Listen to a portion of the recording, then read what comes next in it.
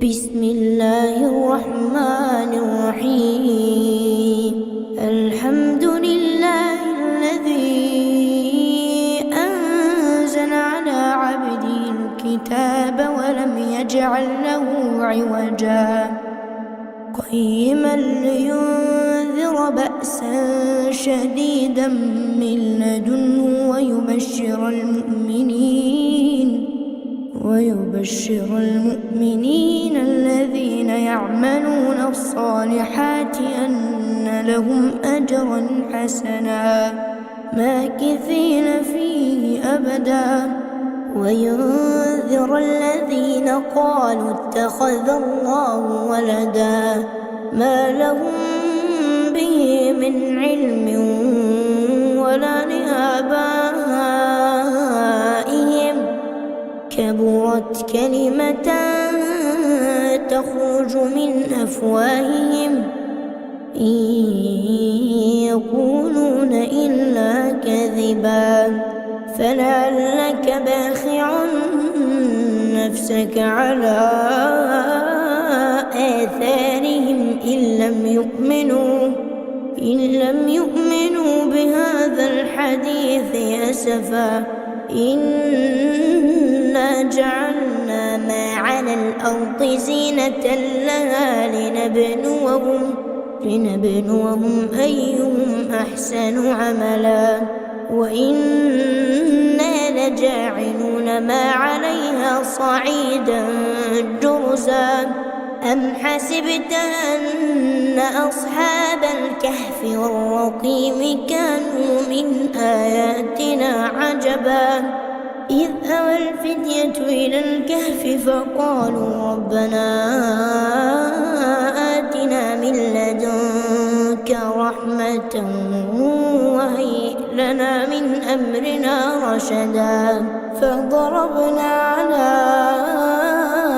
آذانهم في الكهف سنين عددا ثم بعثناهم لنعلم أي الحزبين أحصى لما لبثوا أمدا نحن نقص عليك نبأهم بالحق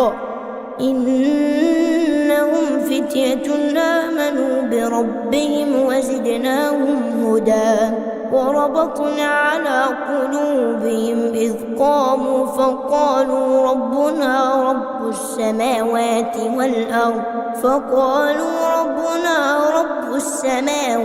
والأرض لن ندعو من دونه إلها لقد قلنا إذا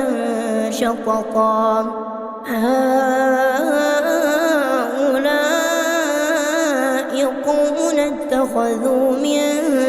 دونه آلهة لولا يأتون عليهم بسلطان بين فمن أظلم ممن افترى على الله كذبا وإذ اعتزلتموهم وما يعبدون إلا الله فأووا إلى الكهف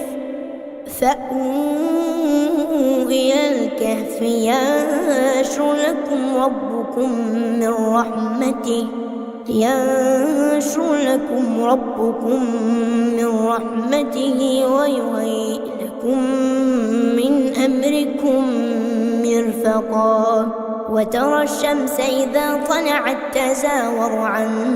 كهفهم ذات اليمين وإذا غربت تقرضهم ذات الشمال وهم في فجوة منه ذلك من آيات الله من يهد الله فهو المهتد ومن يضلل فلا تجد له وليا مرشدا وتحسبهم أيقاظا وهم رقود ونقلبهم ذات اليمين وذات الشمال وكلبهم باسط ذراعيه بالوصيد لو اطلعت عليهم لولوا فرارا ولملئت منهم رعبا. وكذلك بعثناهم ليتساءلوا بينهم. قال قائل منهم كم لبثتم؟ قالوا لبثنا يوما أو بعض يوم. قالوا ربكم أعلم بما لبثتم فابعثوا أحدكم بورقكم هذه إلى المدينة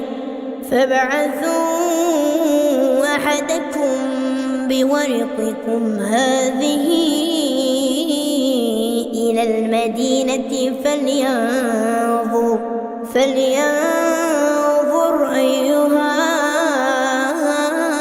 أزكى طعاما فليأتكم برزق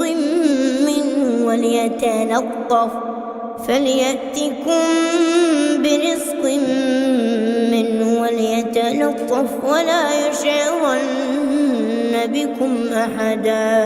إنهم إن يظهروا عليكم يرجموكم أو يعيدوكم في ملتهم ولن تفلحوا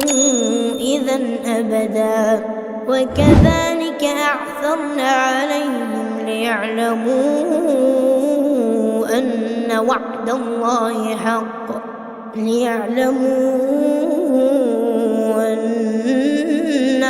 الله حق وأن الساعة لا ريب فيها إذ يتنازعون بينهم أمرهم فقالوا ابنوا عليهم بنيانا ربهم أعلم بهم. قال الذين غلبوا على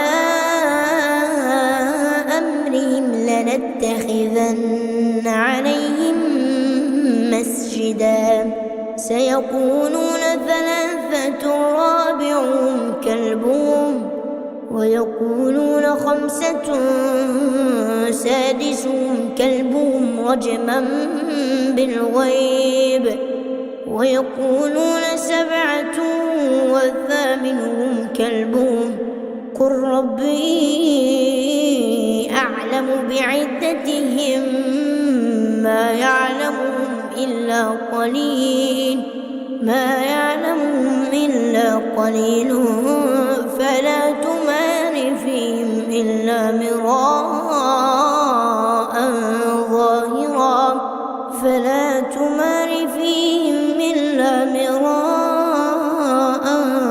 ظاهرا ولا تستفت فيهم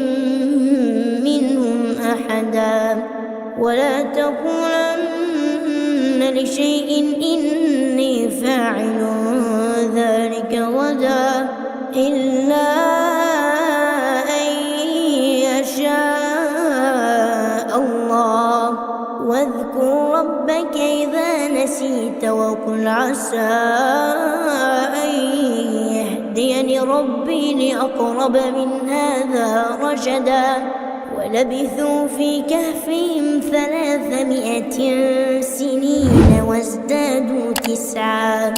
قل الله أعلم بما لبثوا له غيب السماوات والأرض أبصر به وأسمع ما لهم من دونه من ولي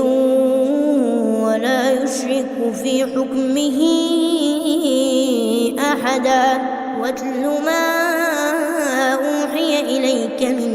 كتاب ربك لا مبدل لكلماته ولا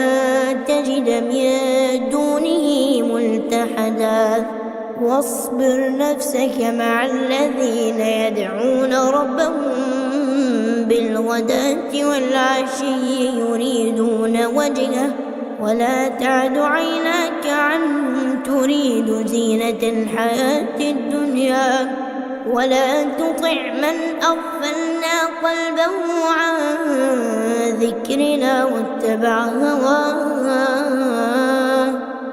واتبع هواه وكان أمره فرطا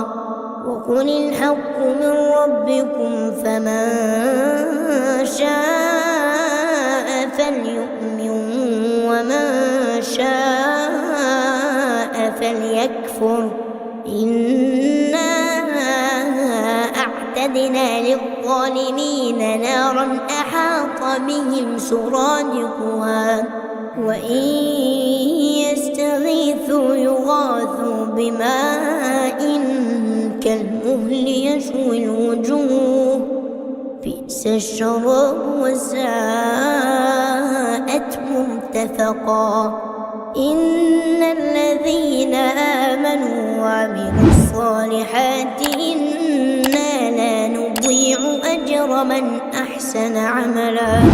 أولئك لهم جنات عدن تجري من تحتهم الأنهار يحلون فيها من أساور من ذهب ويلبسون ثيابا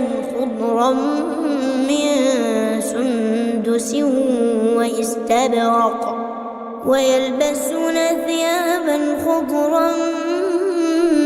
من سندس واستبرق متكئين فيها على الأرائك نعم الثواب وحسنت مرتفقا واضرب لهم مثل الرجلين جعلنا لأحدهما جنتين من أعناب وحففناهما بنخل وجعلنا بينهما زرعا كلتا الجنتين آتت أكلها ولم تظلم منه شيئا وفجرنا خلالهما نهرا وكان له ثمر فقال لصاحبه وهو يحاوره أنا أكثر منك مالا وأعز نفرا ودخل جنته وهو ظالم لنفسه قال ما أظن أن تبيد هذه أبدا وما أظن الساعة قائمة ولئن رددت إلى ربي لأجدن خيرا منها منقلبا قال له صاحبه وهو يحاوره أكفرت بالذي خلقك من تراب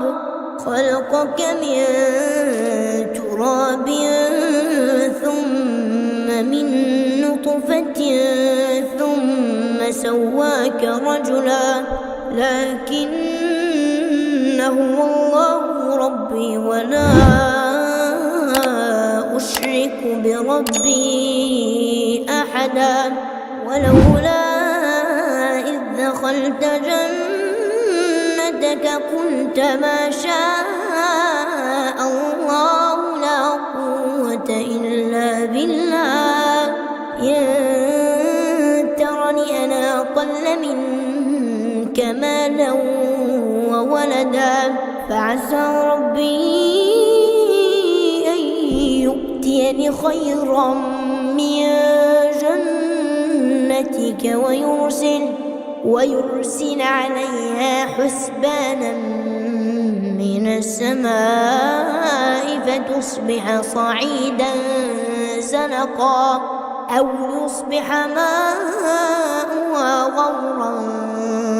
فلن تستطيع له طلبا وأحيط بثمره فأصبح يقلب كفيه على ما أنفق فيها وهي خاوية على عروشها يقول يا ليتني لم أشرك بربي أحدا ولم تكن له فئة ينصرونه من دون الله وما كان منتصرا هنالك الولاية لله الحق هو خير ثوابا وخير عقبا واضرب لهم مثل الحياة الدنيا كماء أنزلناه من السماء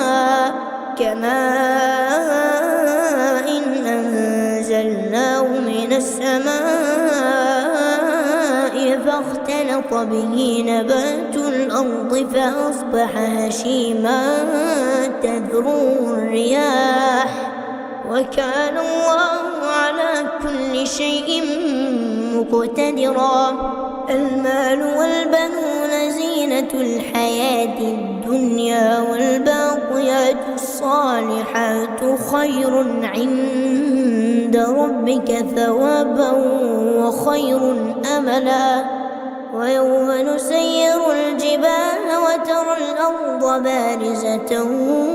وحشرناهم فلم نغادر منهم أحدا وعرضوا على ربك صفا لقد جئتمونا كما خلقناكم أول مرة بل زعمتم أن لن نجعل لكم موعدا ووضع الكتاب فترى المجرمين مشفقين مما فيه ويقولون يا ويلتنا ما لهذا الكتاب لا يغادر صغيرة ولا كبيرة إلا أحصاها ووجدوا ما عملوا حاضرا ولا يظلم ربك أحدا وإذ قلنا للملائكة اسجدوا لآدم فسجدوا إلا إبليس كان من الجن ففسق عن أمر ربه أفتتخذونه وذريته أولياء من دوني وهم لكم عدو بئس للظالمين بدلا ما أشهدتهم خلق السماوات والأرض ولا خلق أنفسهم وما كنت متخذ المضلين عضدا ويوم يقول نادوا شركائي الذين زعمتم فدعوهم فلم يستجيبوا لهم وجعلنا بينهم موبقا ورأى المجرمون النار فظنوا أنهم مواقعوها ولم يجدوا عنها مصرفا ولقد صرفنا في هذا القرآن للناس من كل مثل وكان الإنسان أكثر شيء جدلا وما منع الناس أن يؤمنوا إذ جاءهم الهدى ويستغفروا ربهم إلا أن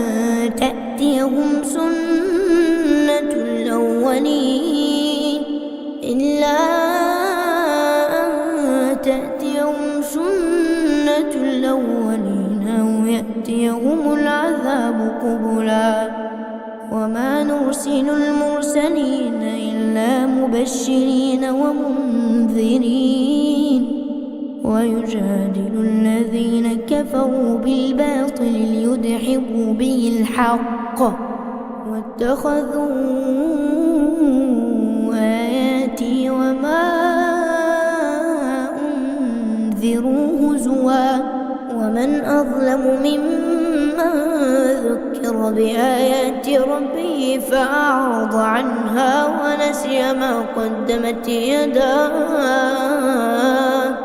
إنا جعلنا على قلوبهم أكنة أن يفقهوه وفي آذانهم وقرا وإن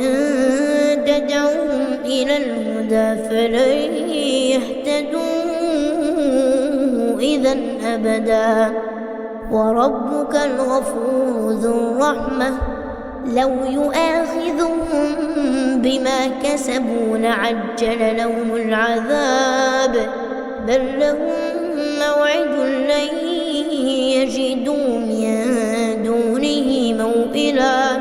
وتلك القرى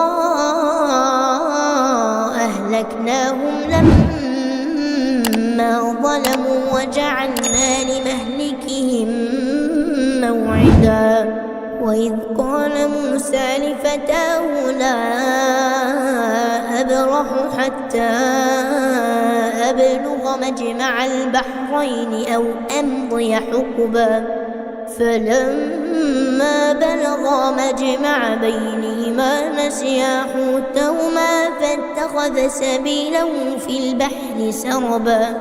فلما جاوزا قال لفتاه آتنا غداءنا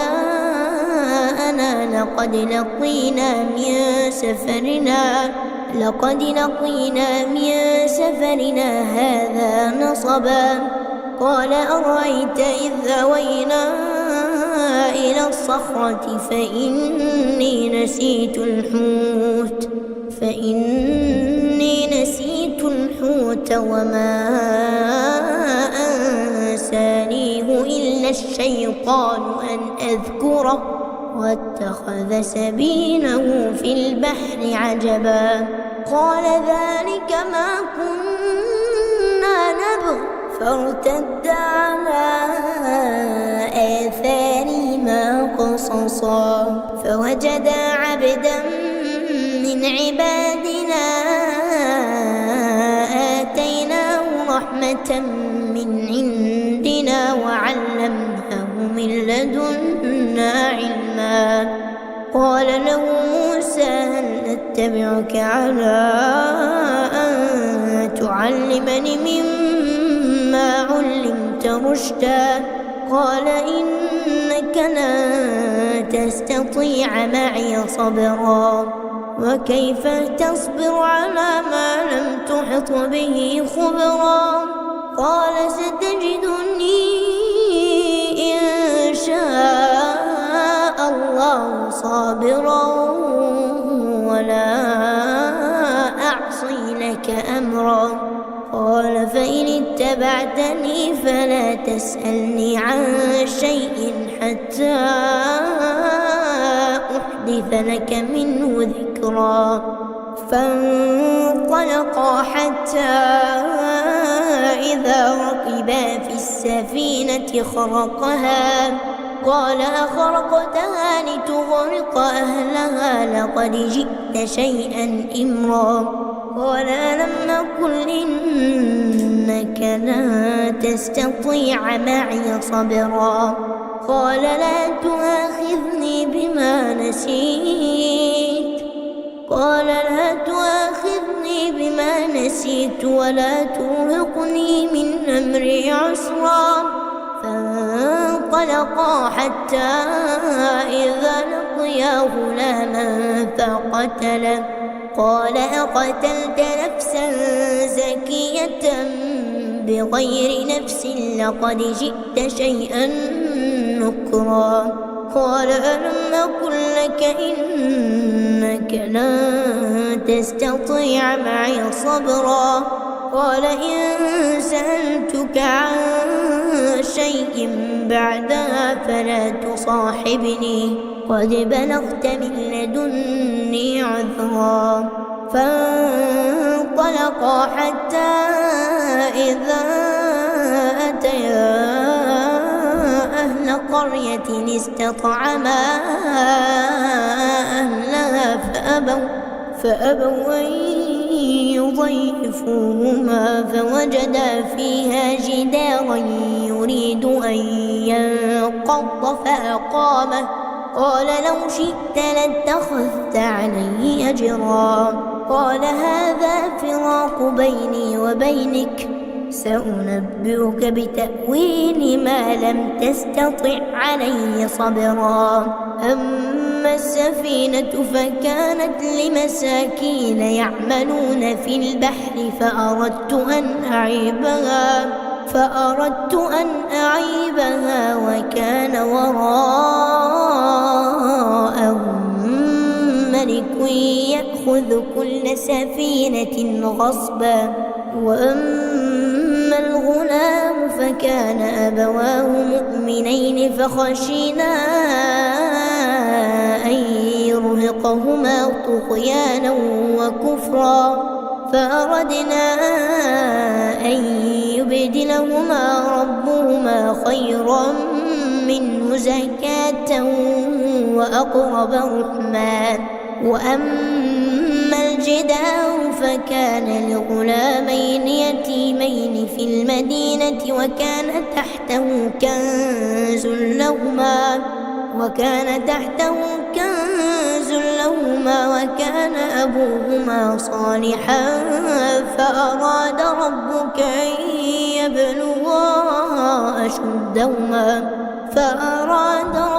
أن يبلغا أشدهما ويستخرج كنزهما رحمة من ربك وما فعلته عن أمري ذلك تأويل ما لم تسطع عليه صبرا ويسألونك عن ذي القرنين قل سأتلو عليكم منه ذكرا إنا مكنا له في الأرض وآتيناه من كل شيء سببا فأتبع سببا حتى إذا بلغ مغرب الشمس وجدها تغرب في عين حمئة ووجد عندها قوما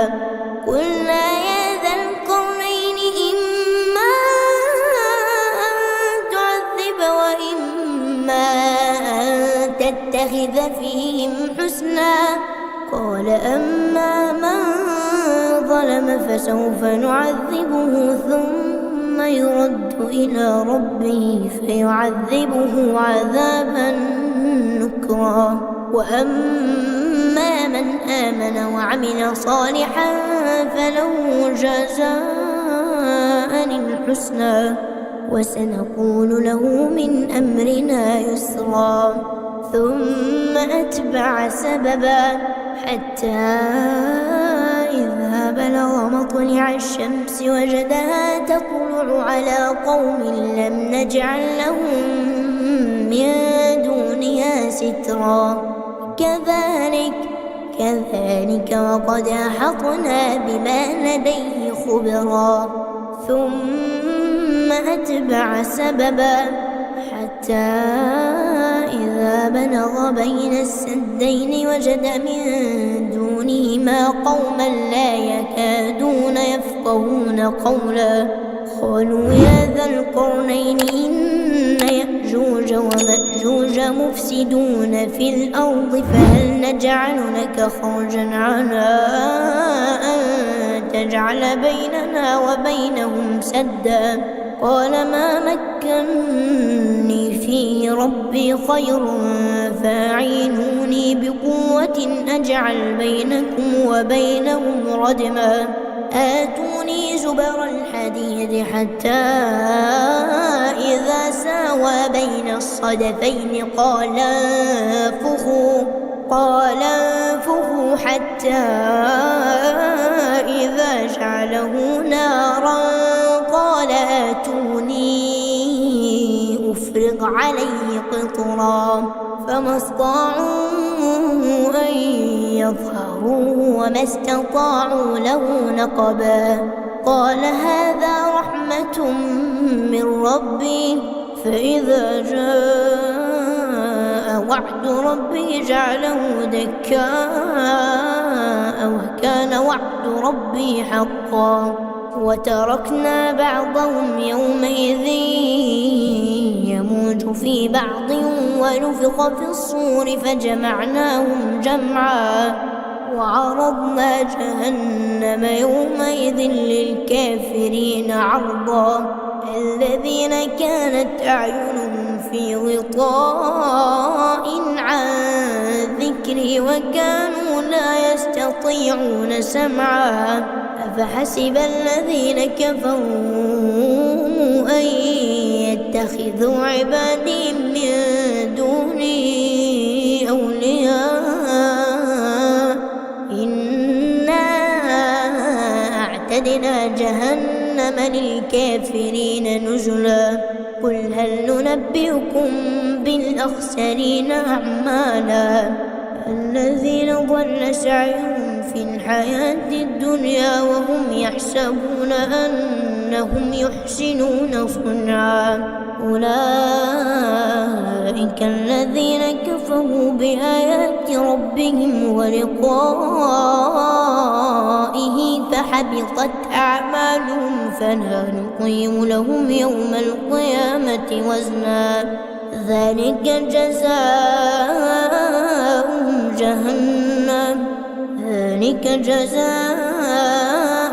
جهنم بما كفروا واتخذوا آياتي ورسلي هزوا. إن الذين آمنوا وعملوا الصالحات كانت لهم جنات الفردوس نزلا خالدين فيها لا يبغون عنها حولا. قل لو كان البحر مدادا لكلمات ربي لنفد البحر قبل أن تنفد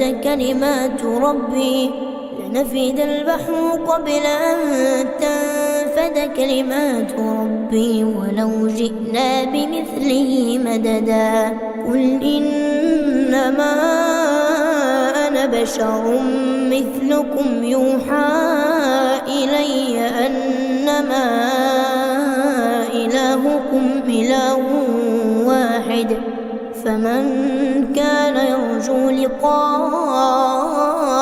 ربه فليعمل عملا صالحا ولا يشرك بعبادة ربه أحدا.